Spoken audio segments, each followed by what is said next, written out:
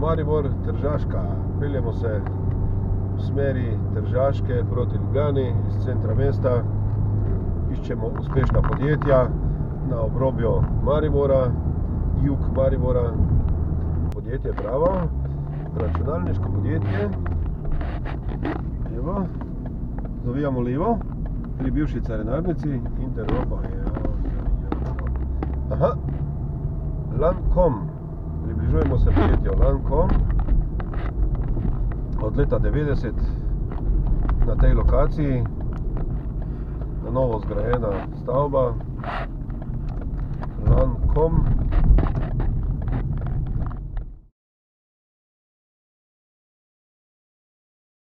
Stranke, ampak predvsem neko ozaveščanje podjetja. Zaradi tega, ker do zdaj se mi zdi, da je zelo malo konkurence take, ki bi se v bistvu s tem sploh šla ukvarjati. Ta komunikacija direktno z obiskovalcem spletne strani je bila na bolj slabem nivoju. Torej, naj povemo našim gledalcem esi.tv, da smo v podjetju Lancome v Mariboru in pogovarjamo se z gospodom Miha A. Jurgec. Zakaj A. A. je najostale skrivnost, ampak je nek dodatek, ki sem ga na neki točki začutil kot priložnost, da se malo razbremenim samo, bom rekel, priimka, ki je v tej firmi legendaren in tako. Torej, Lancome obstaja od leta 90, ne? Drži? Ja. Drži. Vi niste bili zraven seveda pri ustanavljanju, je bil oče, ne? Jaz sem bil tukaj, ko smo leta 92 postavili to v bistvu to, ne samo podjetje, ampak to stavbo, ne. In takrat sem bil star 4 leta in takrat se spomnim, da bil minister za gospodarstvo, bil takrat na otvoritvi tudi. To je eden mojih, bom rekel, najzgodnejših spominov. Aha. Definitivno. To so prav lepi spomini? Zelo lepi spomini, hkrati tudi, tako bi rekel, malo bittersweet spomini, ampak življenje se razvije, kot se je pač razvilo, zdaj sem pač jaz tukaj. Zdaj sicer že 6. leto, ampak očitno nekaj delamo prav, ker smo še vedno tukaj in še vedno nam kar laufa. Ampak eno izmed redkih podjetij, tak računalniških, recimo, da ima svojo stavbo zunaj mesta, sploh v Mariboru, redki primerek. Zdaj, lokacija te stavbe je super za naše stranke, za naše partnere, za vse, ker je enostavno razložiti, kje smo. Mislim, da daje ta stavba neko varnost vsem našim zaposlenim, neko zavetje, kjer lahko v miru delajo. Sploh danes... Parkirišča? Tudi parkirišče, hvala Bogu, dovolj. Lani smo zasadili še drevesa, nameravamo še ozeleniti tole okolico. Tako da pač delamo vse za to, da bi pač tudi zaposleni imeli čim več od samega delovnega okolja, da bi se pač tu dobro počutili. In to je največ, kar lahko daš, če prav. Povejmo, predstavimo gledalcem, kaj pravzaprav Lancome proizvaja, daje kupcem.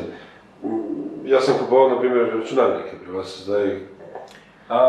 Mi smo včasih bili tudi proizvajalci osebnih računalnikov in takrat se je tej liniji reklo Neon. To je bila, bom rekel, zelo dobro prodajana linija in v 90-ih letih je bil velik fokus firme tudi na tem.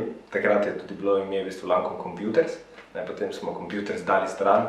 Na neki točki so veliki vendorji HP, Lenovo prevzeli neko kontrolo nad trgom in enostavno je ta zadeva potem usahnila. Jaz mislim, da naša ključna zadeva sicer ostaja ista zadnjih 25 let, to je sistemska integracija.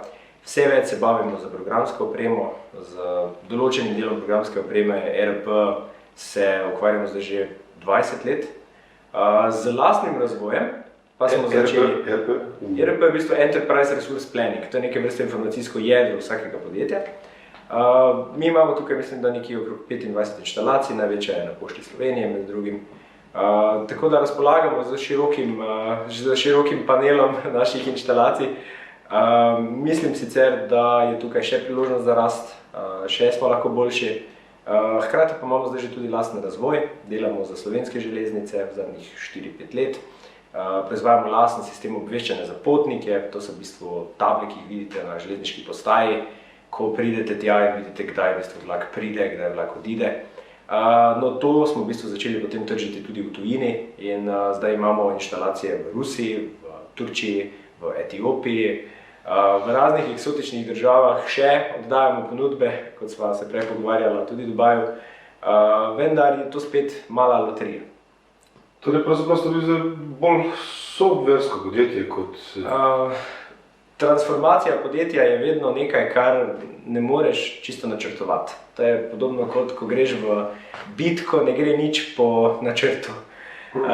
Mi se seveda moramo zavedati, da imamo neko strategijo, da želimo, bom rekel, iti skozi neke logične smernice, vendar pa hkrati se moramo zavedati, da se stvari na trgu rapidno spreminjajo in da se moramo pač trgu tudi prilagajati. Kar pomeni, da v našem primeru, recimo, se mi zdi, da je predvsem poudarek na nišnih rešitvah za naprej, zaradi tega, ker se vse več nišnih rešitev išče. Neke generike kot take, ki jo ponuja že marsikdo, pa se mi v bistvu več ne bomo šli. Več tržišča boste doma? Veliko več je še doma. Jaz mislim, da nekje okrog 90%. Tistih 10% izvoza mislim, da je precej konstantnega. Letos recimo smo začeli delati tudi za Flixbus, delamo inštalacije brezžičnega interneta po 8 državah v vzhodni Evropi.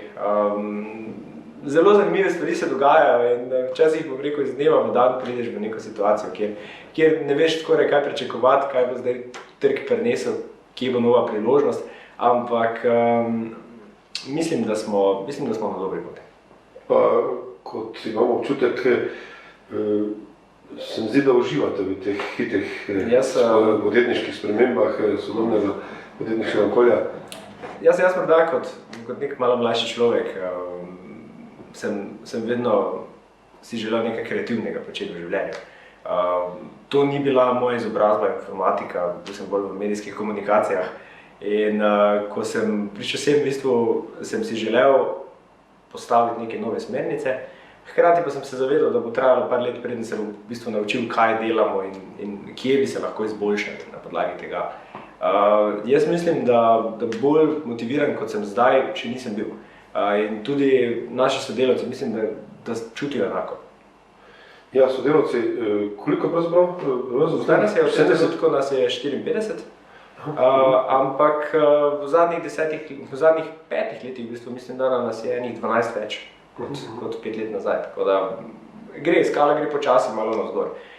Pazimo, ko dodajamo, pa še se kdaj zmotimo, ampak to mislim, da se vsi, tako da. Za slovenske razmere, za mariborske razmere je to kar spodobno malo podjetje, ne?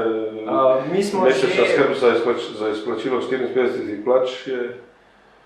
Mi smo že neke vrste srednje podjetje, kjer dosegamo nivo aktive, prometa in tudi zdaj zaposlenih. Mislim, da v 2019 da smo presegli vse okvirje. Moram zdaj na bilanc nisem pogledal se. Za zdaj smo pozitivni in nam kar v redu gre. Jaz bi rekel, da ja, seveda smo po zaposlenih največje štajersko podjetje, kar se tiče informacijskih rešitev in sistemske integracije, največje tudi izven Ljubljane. Seveda pa moraš vedno delati za to, da nas je še več, ker če nas je še več, nam je še bolj fino. Mimogrede, odkot lan z velikimi črkami, kom z malimi, če pa nadaljujem še za računalniško podjetje, je to kar dolga doba obstoja. Računalniška podjetja se hitreje zraste in hitreje umrejo. Vi pa ste prisotni že več kot 15 let. Zdaj bo letos novembra bo 30 let. Zdaj skovanka Lancome v bistvu izhaja iz LAN Area Network ter Communications. Takrat so se v bistvu v začetku 90-ih so se postavljale prve mreže, prvi networkingi v raznih podjetjih in iz tega je v bistvu Lancome začel. Potem so bili razni DTK osebni računalniki, navadni osebni računalniki, sistemska integracija začela rasti. V 90-ih je prišlo do višje dodane vrednosti, se mi zdi, na samem razvoju strojne opreme in potem smo mi v bistvu skozi to prosperirali. Ampak je pa res, 30 let se ne moreš obdržati, če prodaš ves čas isto.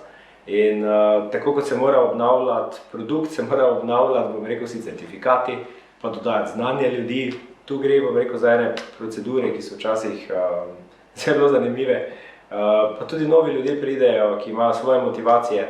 Jaz bi tudi rekel, da mogoče najbolj zadovoljivo je videti lojalnost teh ljudi, ki so tukaj že 20 let in več, ali pa ljudi, ki so recimo bili tukaj kar nekaj časa in so se vrnili, zaradi tega, ker so ugotovili, da... To je najlepše videti, lojalnost. Pa jaz bi tako celo rekel, ne, da v bistvu ni samo, včasih moraš iti k sosedu, da ugotoviš, da ni tam trava toliko zelena, kot si mislil. Ampak mi smo zelo veseli ljudi, ki dobro mislijo, ki radi delajo, ki se počutijo tu doma. In nismo, vsaj jaz si ne smatram, da bi bil naporen človek kot delodajalec. Se mi zdi, da je dosti pomembna ta organizacijska kultura, pa predvsem klima v podjetju, da se ljudje dobro razumejo, da ni nekih zamer. Zato probamo vse reševati sproti, ker seveda so izbruhi.